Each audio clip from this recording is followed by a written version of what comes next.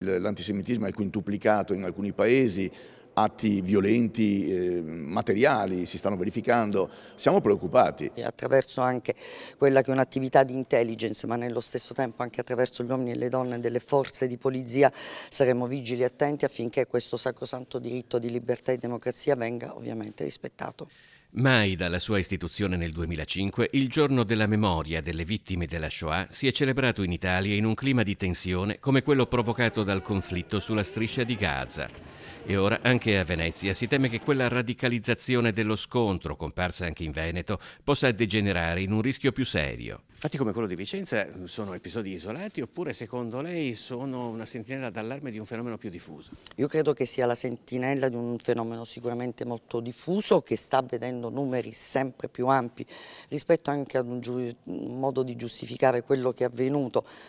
Purtroppo in quella giornata atroce del 7 di ottobre. All'indomani dell'attacco di Hamas, il comune di Venezia ha esposto la bandiera di Israele fuori dai municipi di Ca' Farsetti e di Via Palazzo, una scelta che ha fatto discutere. Noi vogliamo difendere l'idea dello Stato ebraico, non la posizione del governo di Israele. La guerra è tremenda, Israele e Palestina devono essere due stati sicuramente e oggi c'è un problema di sicurezza delle persone ebraiche in giro per l'Europa. Questa cosa non ce la possiamo assolutamente permettere. Noi dobbiamo difendere le persone che hanno qualsiasi differenza di religione, di etnia, di sesso, di cosa, come fosse un nostro fratello. L'invito che parte da Venezia è per un dibattito lontano da qualsiasi estremismo. La cultura che si sta espandendo di governo israeliano uguale Israele, Israele uguale ebrei di tutto il mondo è terribile. Spesso alcuni termini vengono rigirati contro Israele, contro quel popolo e spesso questo viene fatto purtroppo da intellettuali, da persone di cultura